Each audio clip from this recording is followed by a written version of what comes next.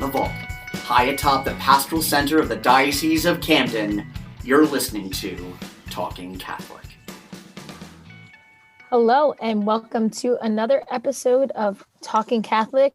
Happy 2021. Happy New Year, everybody. I am excited to be here. I'm Kari Janisse, one of your hosts, and I'm here today with my other three co-hosts. So good to be with all of you guys. And of course, one of them is my very good friend, Mike Walsh. Oh, so what are Marianela and I, Kari? We're not your good friends? You're my very best friends. You're better than Mike. You're a tier above him. Let us know. Right. That's what I wanted to hear. First of all, I would just like to point out, I'm the only one that baked French macarons for Kari for Christmas because she's chooses not to eat gluten. So I made her gluten-free cookies, which I have never done for anybody else. So I think I win. I still haven't gotten them yet, though. So let's see, if I get them and they're still fresh at this point. They're social media fresh. You saw pictures of them. That counts. They do look yummy. He bakes just to post them on Instagram. That's my theory. Yeah. Well, hey, listen, you guys, if anybody watches the Talking Catholic social media, particularly on Instagram, you saw that Jose Rodriguez from Keeping a Catholic YouTube show weaseled his way into my house while I was baking. He literally has video of me baking in the flesh. And a very difficult thing to bake, by the way. Not really that difficult, but mildly difficult. Anyway, that was what I was doing. You looked really into it, Mike. I've gotten really good. If there's any blessing, and I hesitate to use that word, but if there's any blessing of 2020 and the quarantines, is I have gotten exceptionally good at baking. As a matter of fact, one of my Christmas gifts from one of my colleagues, the advertising director for the Catholic Star Herald, he gave me a cookbook of like French patisserie, where it's like really high end stuff you can bake. So I'm expecting my 2021 to be much fatter. Wow. And by the way, Mike Neal was bragging about how he got the best gift ever for Mike Walsh. He did. I mean, it's amazing. As soon as I open that up, my eyes burst out of my head. It's like this really like intricate kind of French style of baking. And I really can't wait to because at the moment, fingers crossed, knock on wood, pray to God, my January is kind of light right now, so I'm desperately hoping I'll be able to get a lot of cooking. You just jinxed yourself. I know. It's like I asked for it. But your calendar's filling up as we speak. Yep. So it's Kari is with us today, myself, Mike Walsh, Mary McCusker, our other co-host from Catholic Charities, and Marianela Nunez, our co-host from South Jersey Catholic Schools, is with us. So, and she announced 2 episodes earlier her own big deal. I was actually going to hold it for this episode, but it was announced today, or it was announced on right before Christmas, that she's gotten a big fat promotion. She's now the director of enrollment for the Diocese of Camden. So, all right, Marianela. Congratulations, Marianela. Yeah. I heard that and I was like, oh, she might not be doing too many more episodes with all that work she's doing. I had a lot of more headaches, but congratulations. That's awesome. Good for you. I've often looked at the podcast as we are an evangelization tool for the Diocese of Camden, but I see no reason why the podcast can't be an enrollment tool for South Jersey Catholic Schools. So I am totally with you on that one. Yeah, I think it's a natural fit for Marianela. So congratulations. Thank you, Mary. So how much? Marianela. So now that you're in the new role, Marianela, like what are you looking to focus on? Well, I really want to do more in terms of my main role is going to be enrollment, and I want to increase enrollment as we all do in our South Jersey Catholic Schools office. And, I would like to create more recruitment strategies and retention strategies that have to do with kind of like the world we're living in today. It's based on social media and a lot of videos and things like that. So that's kind of like in my head now, like to strategize with some of those things in mind, do more of that. Well, that's great. Something I want to ask you about at some point, Marianela, because, we've seen what happens during a pandemic, how things switch to, virtual learning. But I've also, and I'm sure everybody's heard things like, will things ever return to normal? Like what on earth is 2021 plus going to look like? And I imagine with schools, that's a big topic. For South Jersey Catholic schools and for Catholic schools in general, the pandemic has been a blessing in a way because it has expanded our horizons and our ways of teaching and like the capabilities of our teachers who are doing so much nowadays. But, they have learned so much during the pandemic that I don't even think that the education field is going to look the same from now on, and it's going to be the same and not for the bad. It's a good thing, I believe. So I'm excited to be part of the office in an office that actually has created some innovation for all the Catholic schools in South Jersey and is now part of what's going on in the United States in terms of Catholic education. So it's pretty exciting. It's feeling like being part of history, being part of history. And I'm sure Kari and Mike, you've experienced the same with, no matter what happens, at least now that we have the muscles and capability to hold things virtually. So if there is a silver lining, maybe it's that.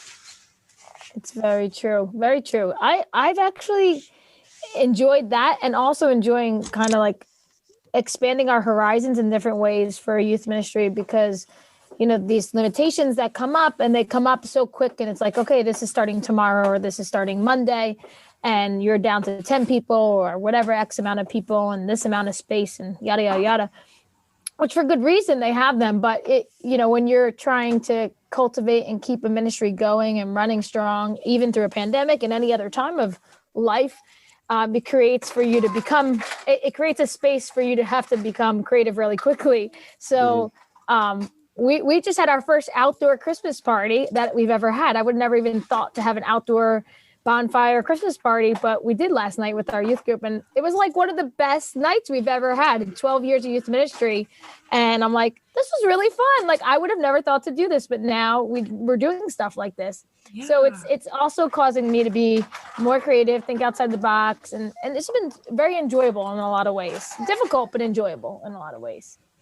Yeah. So yeah. And then of course, live streams and everything else, You've become on live streaming now, Kari. Yes, I've become an expert at it. I'm like, people are asking me, how do you do this? How do you do that? I'm like training people now how to do it. It's been very interesting. I never thought, I think I mentioned this before in the podcast, but I run an entertainment business part-time. And obviously that has slowed down to almost a screeching halt right now.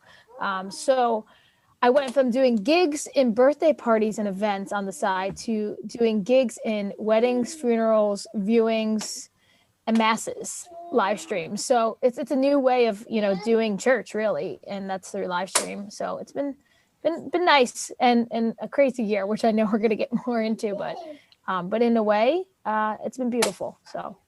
Mike, are working overtime. I know you. Yes, I am. But I haven't figured out how to monetize any of it yet. But the truth of the matter is when it comes to giant challenges like 2020 forced us to go through. Usually, it also brings with it a great deal of innovation and achievement. So when you can have an opportunity to try out new things and find that, number one, you have great skill sets. The people who don't do well during things like this, these large occasions that sort of upset the status quo, the people who sit there and do nothing, those tend to be the people who get left in the dust. Whereas the people who figure out, all right, these are the opportunities that have been presented to me, and these are what I'm going to try and do. That's where you find the real achievements. That's where you find, being able to kind of dig deep, look within yourself, and create. And that's not to say everything's going to be a success. The communications department of the Diocese of Camden tried 1,000 new things over the past 10 months, and I'm happy to say that 60% of them probably turned out really well. 20% of them were like, And then another 20% of them were, dumpster fires. But it was, I felt like it was important to try. I said at the very beginning, any crazy idea somebody comes to me with that I think we can make happen, we're going to make happen. And I think I only turned down 2 or 3 that were just a little too far out there. I'm listening. But it's true. Well, that's, because it's funny, Marianela, you were talking about, your new role and the things you want to do. Had you said, some of that stuff last year, this time, I would have said, well, the schools aren't really prepared for that kind of innovation. Nobody really knows how to handle like social media properly. But nowadays, some of these ideas that I think you have in mind, you're going to be able to roll them out to the school, and they're not going to be afraid to try them now because, they've had a lot of success as well doing really great things on social media, which we've been saying for years is it's not the silver bullet. It's not going to, of its own volition, increase our enrollment, but it's definitely something that you need to use. And a lot of our schools, and not just our schools, entities across the country were slow to use it because they thought it was beyond them. And they got a quick lesson this year that is not the case at all. You either figure out how to do it or you die. And our schools have done a great job. So and our parishes done, Kari is a shining example of what the parishes have done, and to be truthfully, not every parish was able to achieve what Kari was able to achieve, but at least they had, if they chose to try and found someone of Kari's, expertise in their midst, they could make it happen. So nothing is impossible. We always say nothing is impossible with God, and certainly nothing is impossible if you actually try. And don't be afraid to fail.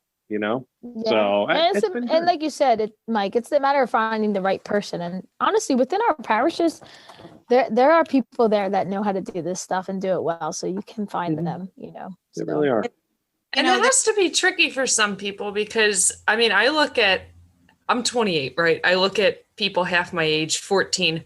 They're on TikTok, which I'm finally starting to learn, but there's all sorts of other technology and stuff that they do it so quickly. And I'm thinking, 20 years down the line, am I going to be that person who really has to take lessons from, other people who are more capable it's a crazy thing to think about because up until now, I thought I have a handle on, the tech end of things. And it's weird seeing this new generation of tech wizards. Mary, I am 20 years older than you, and that's exactly what I do. I refuse to be left in the dust, so I learn every single one of those. I'm not going to be doing... You also you got a master's degree in PR. Yeah, so this is up your alley anyway. That was just but that's, I know a lot of people who have master's degrees in PR who don't know how to do anything. It's really deciding that instead of being afraid of change, embracing it, figuring out how to make it work, useful for you and whatever you're working on. I know TikTok gets lambasted everywhere, but I will admit, because I have a 12-year-old son, he's on TikTok and he'll occasionally send me TikToks. And once he started sending me TikToks, I started growing, and they were all about Marvel, sports, and religion, which actually made me very happy. Oh, that's good. Yeah, I didn't realize there was a whole religion universe to TikTok. So that's why we're on it as a youth group. So that's the thing. Kari's on top of it. So I knew how it worked and I knew the importance of it. But the truth of the matter is, I really do think, I don't know if, certainly not every department in the diocese, but I do think schools and youth groups should be on TikTok because I think there's enough users on there that people respond to it. So well, I know there's, what's that? So I'm going to say there's nothing that makes people that make people get closer to, a thing or, an institution now than, looking at the insights through videos, people might not be interested in just hearing that something is good, but actually looking at it and, kind of like do it and don't just tell them, show them, you're right. And that's what this technology allows us to do. So it was pretty interesting to see Mike baking in his kitchen. feel like you know Mike a little bit, and that's what we want to achieve with doing this for the institutions that we work for, like in our ministries in church, because they're feeling disconnected with the youth in our church, and people feel that they go to mass and that's all they are part of when it comes to our church, and there's so much more, so we need to show them. And Donna has been doing a great job with that too, and yes, our colleague and frequent guest Donna Ottaviano Britt, she and I spent the last month of December, as we often seem to be, tied at the hip, putting together all this sort of online content, because a lot of the parishes just didn't feel comfortable having missions and retreats like they usually would. So we came up with, 6 or 7 different evenings of, meditation or something fun to do, went to a tree lighting and shot that. That actually ended up being wonderful. There was this St. Gianna Beretta Mola parish down in Northfield. They offer all their parishioners to buy a tree, and then they put it on the front lawn of this very huge front lawn of the parish. And there must have been 200 trees, and the parish lights them up, but they can decorate them. And then they have a special tree lighting ceremony after one of the Saturday night masses.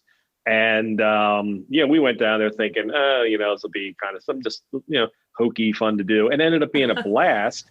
Particularly since it was pitch black when we started, so we couldn't really tell what people were going to see on our live stream. But then those lights lit up and the carols started, and we went and interviewed some people, and it was such a blast. It reminded me of this little thing called joy that exists during the Advent and Christmas season. It was wonderful. For a moment, it was really wonderful. Yeah. But if I hadn't said yes to a crazy idea, that never would have happened. That's right. Now, is that a tradition that happens every year? Yeah, so that's Father Manapella. He had that tradition at his previous parish, who has since continued it, I'm happy to say. But when he went down to Northfield, he brought it with him, and the parish just responded. I mean, within 2 years or 200, he got down there 2 years ago. There were 200 trees available, so it was wonderful. And then we did an Advent reflection night, and I was actually supposed to do a baking episode, but of course. But here's the thing: I didn't really want to do it. It was Donna's idea. It's an example of one of the few things I said no to, and the only reason I said no to is because I had said yes to so many other opportunities that I just couldn't do it. So there's no way. I didn't have enough time to do the research and practice. Well, you can bake like Easter pies or something coming up for the next series of live streams. 21, put it in your vision board, Mike. My 2021 vision board. Of course. I have mine. I do want to talk about what we have planned for 2021, but anyway. Well, actually, Mary got to see one of the coolest things. She came with it. She was there at the bishop's residence in Woodbury, where he did a special reading of "'Twas the Night Before Christmas" for all the little ones, and that was actually not just the little ones. I was sitting there like hands clasped, like stars in my eyes. It was like magical. The fireplace and the Christmas tree, and something about Bishop's voice. I mean, I can't wait for that to. Well, by the time this podcast comes out, people will have seen it, right? Yeah, right. But no, it was an absolute treat. And actually, she was enraptured the entire time. I have pictures of Mary literally sitting like a little kid with her hands folded, her knees together, just looking forward. She looked like a little, 7th grade school student waiting. It was the craziest thing. That's so sweet. Do you see Mary in the shot? Like, I want to look for Mary. Do you see No. in the crowd? She was running the cameras. It's just the way we set it up. It's Bishop in a nice Queen Anne style chair with a roaring fire behind him, and the Christmas tree to his left, and a couple of other dudes. Oh, the stockings were hung behind him. And he was looking at the camera, and I was behind the camera, so I felt like he was reading right to me, even though I was looking at the camera. It was really, and then he gave a little reflection on, the true reason for the season, and how it actually kind of connects to "'Twas the Night Before Christmas," which was written by a clergyman, And it was actually very, very sweet. But that was another idea that Donna Ottaviana Britt came and said, "Oh, we should do this." And I said, "That is dumb." And she goes, "Come on." It was adorable. And it was wonderful, which is why People are going to love it. Oh, yeah. Which is why I can never be allowed to do anything on the pastoral side. Right now. Yeah. And it's funny to think back, on this day 1 year ago, how things were so different on this day last year that I ever think I would end up in Bishop's home helping record something virtually for Christmas time. Where were we on, around this time last year? Do you guys remember? I'm sure I was at work. What were you planning for? I remember everyone saying 2020, we're going to do this and that. And well, that was because everybody, I distinctly remember around this time last year, everybody complaining about how bad 2019 was. They couldn't wait for 2020 to be better. So it's been a great reminder of be careful what you wish for, because sometimes you get something else. I don't remember necessarily. I don't make, I think the only thing I said I was going to do last year was learn to drink coffee and speak Spanish. And I'm happy to say that I failed at both of those. So I'm still working. Still going to keep working on those. Learn to drink coffee. What do you mean learn to drink I don't know. I've never enjoy drank it. coffee. Right. Yeah. Well, the problem was the first time I tried to learn to drink coffee, I was also trying to lose weight. And what everyone told me was you have to start with like lattes and stuff like that. So, and then work your way into like drinking black coffee. That's true. French vanilla, dump it in there, and it is the sweetest thing. Well, that's how I started. French vanilla. See, when you're 50 pounds overweight, all that extra sugar is not doing me any favors. So I was like, well, if I can't just drink black coffee, I'm not going to drink anything. I'll stick with my Diet Pepsis. But who knows? Someday I'll get around to it. Drink tea. Well, Mary, it was your question. Do you recall what you were planning on your 2020 to look like? It's funny. I think around this time last year, we had finished the Justice for All ceremony, which was a huge gathering in person back in October. And that was also the conclusion of the 2-year Share the Journey campaign. So from 2017 to 2019, that was kind of the cornerstone of a lot of my work, was based around this papal campaign, which was calling everyone, Catholics and other people of goodwill, to understand the plight of migrants and refugees. So I guess those 2 years had a theme to it, and something that I could really base all my work around. And then I remember thinking, okay, the Share the Journey campaign is over. JFA is done. 2020 is going to be that year that all of those things that took a backseat to my efforts the past 2 years, I'm going to finally get around to them. And part of me was worried, what at Catholic Charities, what can I really enhance or, make better? And then COVID hit. So that was my answer. I thought 2020 wouldn't really have a theme, but as it turns out, it does. Right. Working for a nonprofit charity during an unprecedented pandemic. I mean, it does have a way of focusing your energies. Absolutely right. But Catholic Charities did great in 2020. I mean, in terms of making sure that it maintained its services to people in need. And it was that's the thing. Made me so proud. It should be to work there. Yeah. And I remember, back when we were first hearing about the coronavirus and everybody believed it was specifically still in China, I remember a number of caseworkers saying, we need to start talking about this.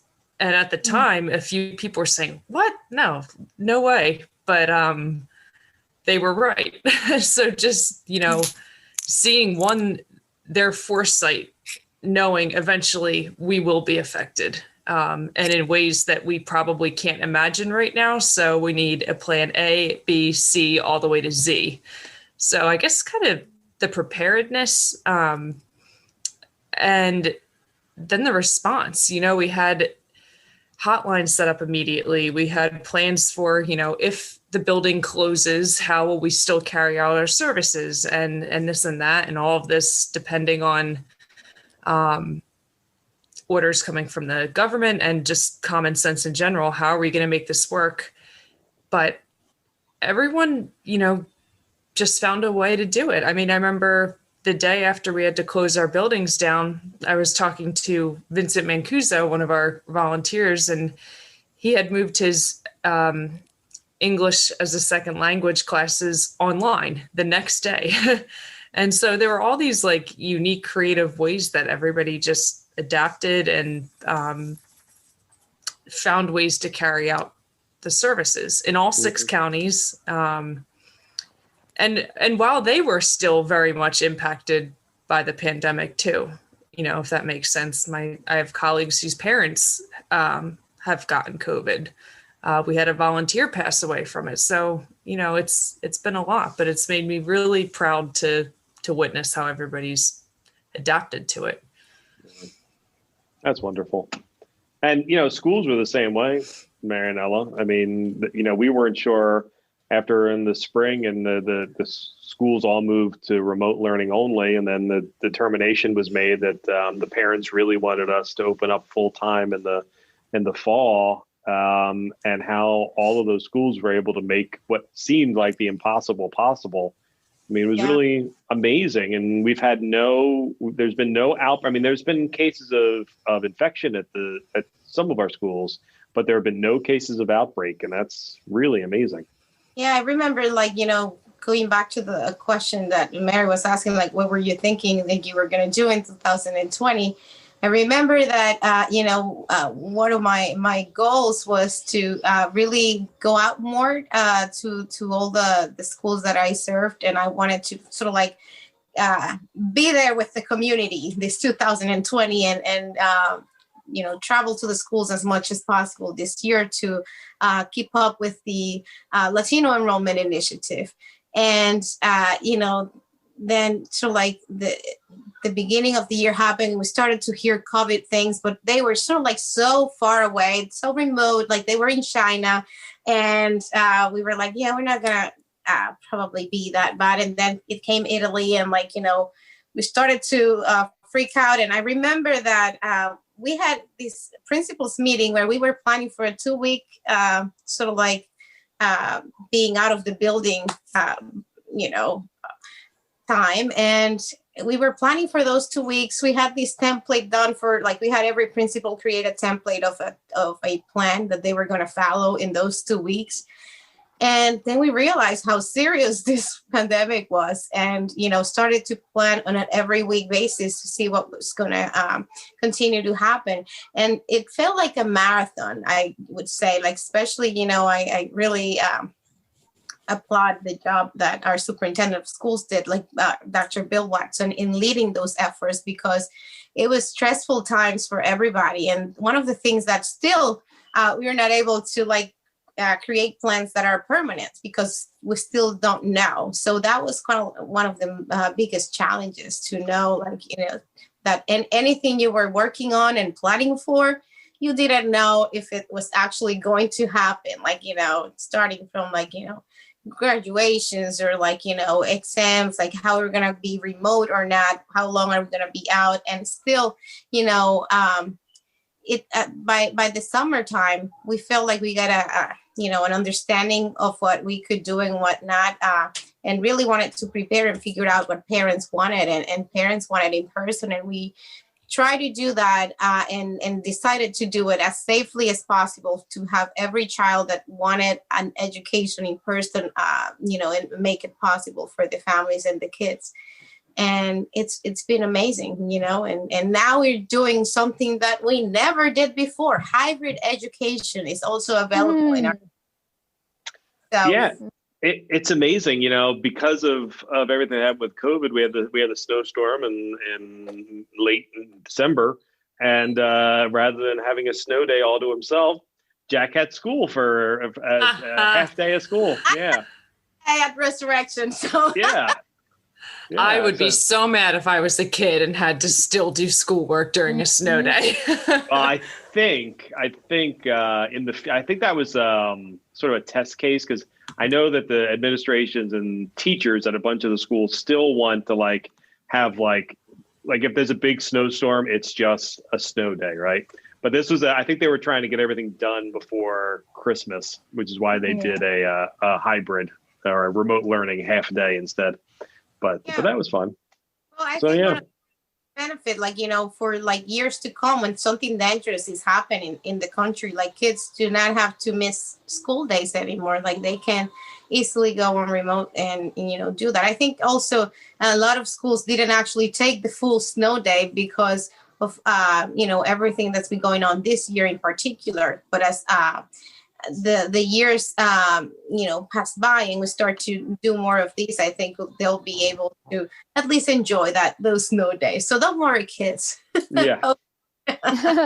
And it's crazy to see, you know, just the necessity of things. And this is something at Catholic Charities that we've noticed, and it kind of overlaps with what you just said, Marianela, but we've had clients who've said, my kid can't go to school virtually. You know, our internet, our cable has been cut. We can't pay the bills in situations like that. And it just makes you, I feel like this pandemic has shown kind of the weaknesses and the necessities that people need to have, you know, if we're moving towards a virtual world.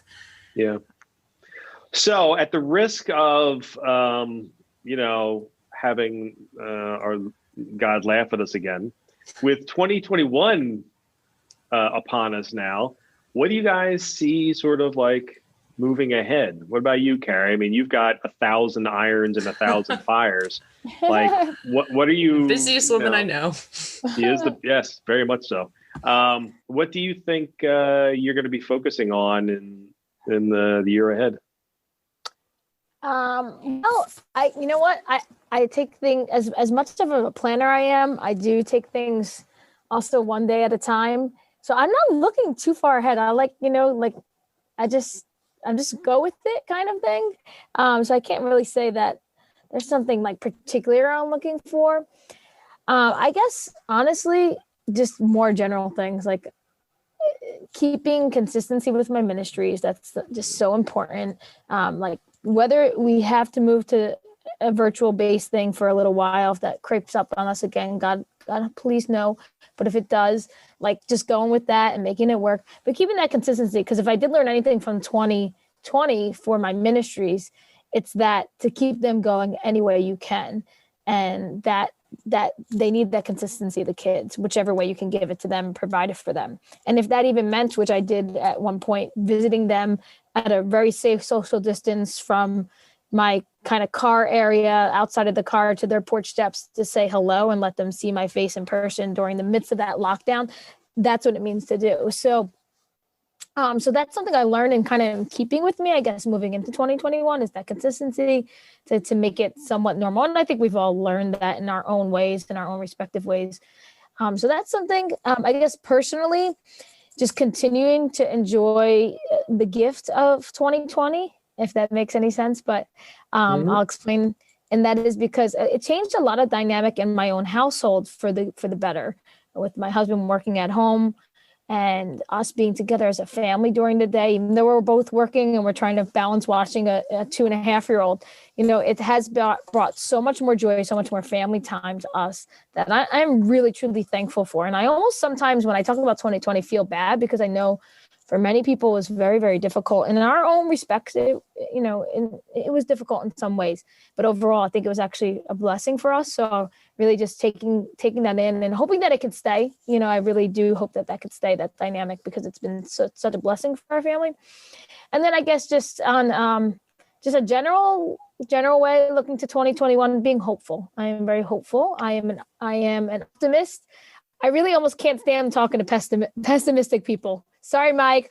I really can't stand it. I was about to say, I don't know how you talk to Mike Walsh then. It's hard. No, I'm just kidding. You know, I try to let my optimism rub off on him, but really being optimistic and being hopeful and whatever that is. And honestly, just putting it in my faith in God for first. And then, you know, beyond that, whatever else is in the cards for us for 2021. So.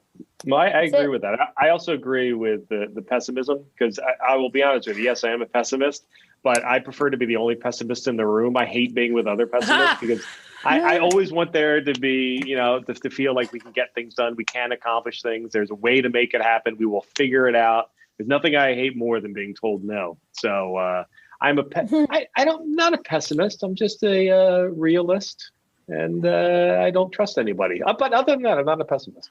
You don't trust. Okay. Well, Mike, what I feel like you know more than we do, but can you tell us what's on your plate for 2021? What's going to happen that you can share with the public? I feel like you have a lot going on in your head that you can't share, but I don't know. There is a lot rambling around. Fortunately, for me, in general, the working for the church has a cycle to it, right? Like there are things that are going to happen throughout the year that are part, this liturgical seasons of the church. So a lot of my work follows that. Like I already know for January that, I'm going to be gearing up for Catholic Schools Week at the end of the month. And then, we have the Right to Life March in DC later in January, which, at this point, I believe is still going on. So I'm hopeful that it's going to still continue because I certainly think it's necessary. We should support it.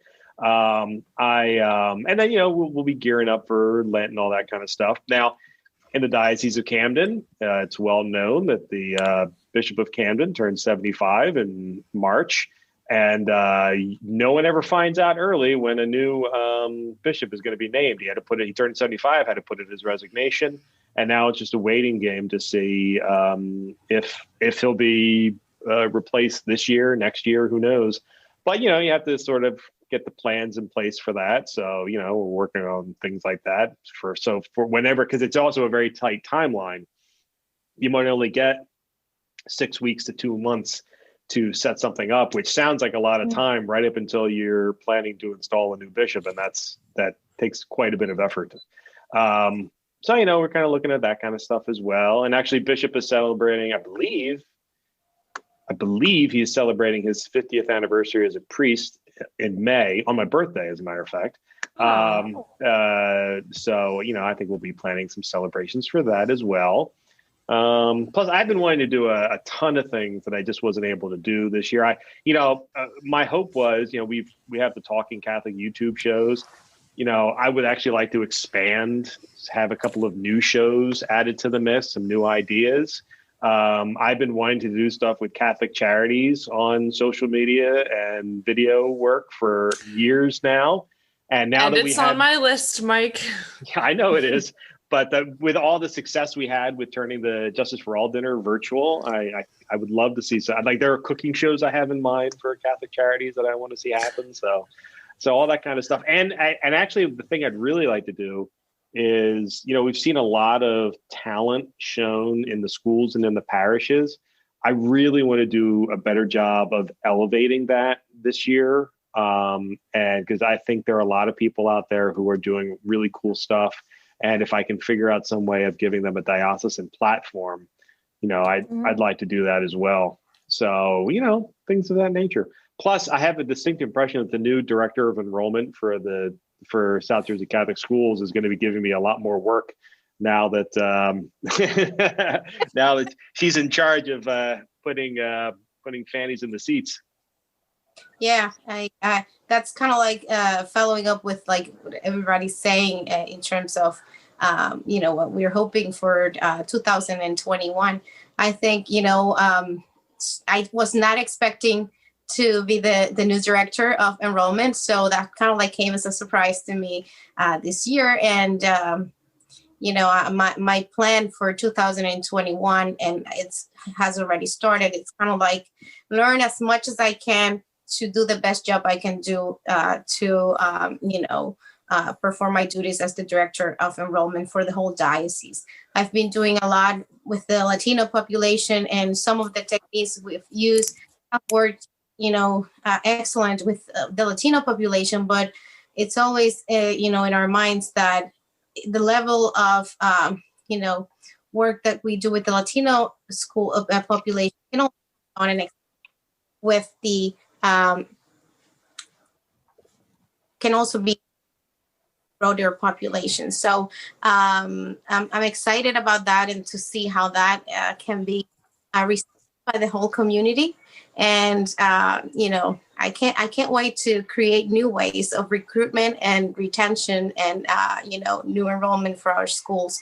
So there is a learning curve for me for this new position, and I'm looking forward to learn it and make it happen. As Mike was saying, I feel that I am of the mentality of, things can be done, and, I like to be positive. So I'm a little bit also like Kari when she said, as much as a planner, I'm not really a big planner, but I feel like I always welcome, the challenges, and I can't wait what 2000 has in store for me in terms of, the professional career, but also personally. So there's a few projects in mind that I have personally as well that I hope I can make happen in 2021. Yeah, Nice. well, I'm looking forward to it. Kari, I was wondering something in particular towards you. The Holy Father kind of surprised us with the year of St. Joseph a few weeks ago, a month ago, I guess now. And I was wondering, have you, because one of the things, I'm actually going to have a meeting with our dear frenemy, Donna Ottaviano Britt, probably the day after this podcast lands, where we're going to talk about what we're going to do for 2021. Mm-hmm. But one of the things that's impacting us is, we trying to figure out how to incorporate the year of St. Joseph into that. So I'm just kind of wondering, Kari, have you started thinking at all about how you want to incorporate that into your ministry? Not so much yet. Beyond our live stream masses, there's another guy that helps me out with them, and he gets very into making little video montages for them. He goes, I made a St. Joseph one for the year of St. Joseph. I was like, oh, sweet. I didn't even think about that yet. That's great. So that's one thing we have. But I'm nothing particular, but I'm sure I will try to bring in some experts that have a devotion to St. Joseph to talk about that, not only that devotion, but talk about his life, and not that we know too much of it. But there's a great book out by Father Calloway. Oh, you didn't know. Probably that's in Spanish. I'm sorry. I thought I don't know. Yeah, there's a good book from Father Calloway, and it's a consecration to St. Joseph. So I think I'll probably be doing something with that in our parish as well, to bring his life into it, and the devotion to St. Joseph. He's the man, St. Joseph. I got close to him in the past, I would say 2 years more than I ever have. So when I heard that the Holy Father announced that, I was excited. I was like, this is exactly what we need, because he's humble, he's a servant, and he's a protector. And you know what? Who doesn't need more of those things in their life? To be more like him. Whether you're a male and can relate to him in those ways, or even a female who is not only attracted to that, but also we all need to possess those great qualities that Joseph had, and the willingness to just go, and trust.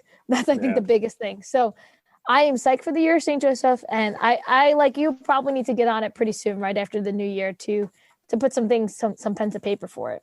Yeah. It's funny. I whenever I think of humility, I'm reminded that the four of us, particular, me probably more than anyone else, really need to make sure we focus on that humility, because we have very public platforms, and it's easy to fall into the trap of believing that we are more than what we are, that our role is that of servitude. We are here to, whether it's to serve the clients at Catholic Charities, or the students at Catholic schools, or the parishioners or youth in the parishes, or in all of it in my role. I have the litany of humility on my wall, which I don't read nearly enough. But it's a good little reminder, because it's very easy for people like us to forget that sometimes. And I have to say, for the most part, I could say that the three of you have been wonderful servants in that regard. I wish I was as humble as the three of you, considering what great efforts and opportunities and what you've been able to create, particularly in the last year, but in the 5 years I've known all of you. Whereas occasionally I need to remind myself not to pat my back so hard of all the greatness that I accomplish on a daily basis. No, just kidding. But it's true. I was going to say, wait a minute, Mike. I know I'm Irish. I don't believe in anything in myself, but the truth of the matter is that's one of the things that I think I'm going to want to focus on for the year of St. Joseph is that humility. The fact that here was this great person who had this connection to Christ, and he does play sort of a lesser role in the Bible, but you have to believe he was probably a very substantial role in the life of Jesus. And I think there is something to be learned in that. The higher we get up the food chain, particularly, I'm a director here, and I'm often given a lot of pats on the back that I absolutely do not deserve, which is why I shift them all to my staff as much as I can. But if I listen to that stuff, I think I'd be in trouble. So I try to ignore, which is why, as Mary knows, I can't take a compliment. It actually hurts me. She sent me that is true. It really does. It's very difficult. She sent me a lovely Christmas card that it took everything I had not to respond to with sarcasm, because it was entirely too nice and kind. That was my goal. Thanks. Good job, Mary. But so anyway, for our listeners, I hope one of the other things, I think I've said it now a couple of times on this podcast, is taking suggestions. If there are people you want us to talk to or topics you want us to address, I hope that our friends and our listeners will reach out to us. We're on the 3 major social media channels, so they can reach us in Twitter and Facebook and Instagram. I will say, of the 3 of them, TikTok one day. Well, if 2021, if I can ever figure out how to be creative enough to be great at TikTok, I will definitely do a TikTok account. I volunteer to run that one because I'm actually guilty of secretly loving TikTok.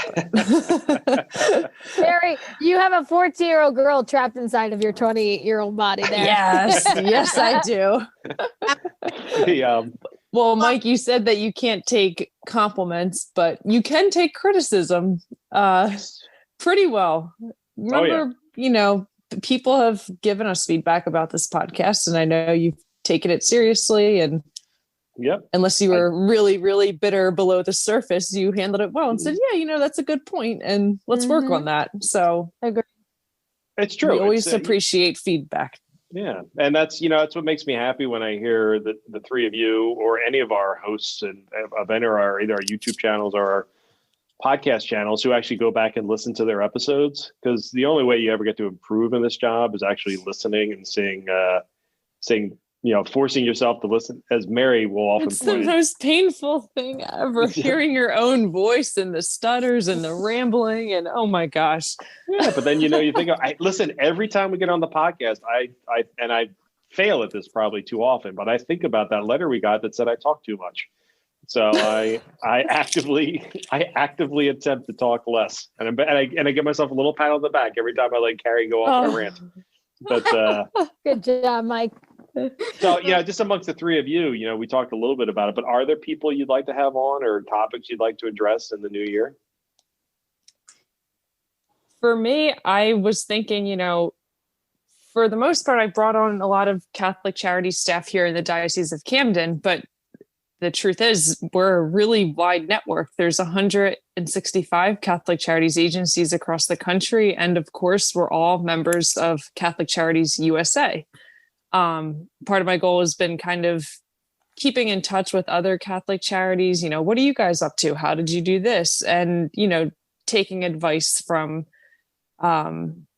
Catholic Charities USA. So there are a few people I have in mind on a national level who I would love to bring on, who can talk about Catholic charities, not like on a national level. We're thinking a lot. I think we were able to bring Josman Ospino to the show this last year. And I believe that we can do more of that with people at the national level that even internationally, I would love to have Pope Francis talking at Talking Catholic, Sure, if we of course. Let's dream big. One of my teachers, when I was like in second grade, said, dream to be a president, and maybe you can get to be a senator, but, dream big, because, the smaller you dream, the smaller things you're going to accomplish. So I think we can do great things with the show in terms of who we get, and it's only a matter of inviting, and people can say no and, move on. And then bugging and harassing until we get a response. That too. What about you, Kari? What superstars in youth ministry do you want to have on? Or other topics for that matter? I enjoy the local level stuff. Not that I don't dream big, because definitely see the point in that. But I like the local level stuff. So there's some local friends and people and suggestions. Even Father Peter gave us some that he knows that were, I think, some good, valid suggestions and good topics that people would enjoy. So like a newly married couple, I think it's always good hearing from them. Just to see their joy of being married. I think that's a very sweet one. And then there was some other ones, some people that have a good presence on social media through their Instagram, that run some Catholic Instagram. So looking into them. But I do like to say, I always go back to it, but one of my favorite episodes, actually, I'll go back to two, was Paul J. Kim. And also I was talking about him earlier today, Joe Campo, who's from Grassroots Films. Mm-hmm. People that are a little more well-known, I definitely enjoy doing them. So if I can get some bigger named Catholic superstars in here, that would be my big dream. I tend to agree with you. Kari, I'm always going to want this to be a local podcast. However, I do want to bring in some, maybe once every couple of months, we bring in like some high profile Catholic. I mean, when we got Mike Canaris on, our columnist from the Star Herald, that was one of the best podcasts we had in quite some time. And I really enjoyed that. I was actually thinking maybe we could have him on for to talk about the year of Saint Joseph. Nice. But there would be great. Yeah, it would be great. But this is going to be an interesting year, I think, because we're going to be coming out of, God willing, we'll be coming out of COVID. Things will start opening up again. One of the things I lamented was the fact that for our 200th episode, I really wanted to do a live episode, in front of people and live stream to the net and stuff like that. And so maybe we'll do it for 2025 or 20 or 250 or 225, something like that. We'll do it later in the year, I hope. We can all be together again. I actually hope to do more in-person podcasts. We've certainly been on Zoom today, and I think I've Zoomed the last 3 episodes after having done a couple of in-persons. I just for the audio quality alone, I would like to do it better.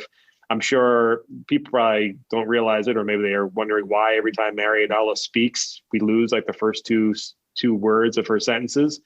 It's because if one of us is talking and Marianela talks, for some reason it closes. I think it's because of the form of app she's using. It pauses her broadcast for about a second, and you lose like the first two words coming out of her mouth. And then I got booted off the internet at here working from home. So yes, in person at a distance has been my preference. Yeah. So I'm hoping for lots of things. Kind of like Kari, we'll see what sort of makes itself known to us, and then we'll give it a try, and it'll be great. I don't know. Maybe we'll give JP or Son his own YouTube show. We'll just yes. Exactly. There's cutest show ever. Listen, there's some like YouTubers he watches play toys, and they're millionaires. And I said, I'm gonna start doing this with my son because he's way cuter than the kids that he's watching. So I want him to be a millionaire. That's you too, Marianela. You got some cute kids too. You could do it. That's kind of like and my daughter loves to do these videos, and she loves TikTok, and I haven't really let her have her account. So I'm like, maybe I should do that. Like, just let her create these videos. Let her go viral. Bring in the ad money. Go ahead. Well, the thing is, as I say, people always say, social media is evil. And it's like, it's no more evil than a gun, in the sense that or any other kind of tool. It's like how you use it and who you're using it with. And so long as the parents are doing proper oversight, I'm okay with, people being on social media. If you're not giving them proper oversight, well, then you got problems. But there's one thing I'm fairly certain of. It's Marianela and Kari know how to keep an eye on their kids. So at any rate, well, everybody, thank you very much for joining us for this start of the 2021 podcast year. And certainly let us know if there's anything you'd like us to talk about in particular. You can always reach out to us on all of our social media handles. It's Talking Catholic everywhere we are. And to Mary and Kari and Marianela, thank you very much for joining me today. Thank and you. We'll talk to you all later. See you, everybody. God bless. Happy New Year.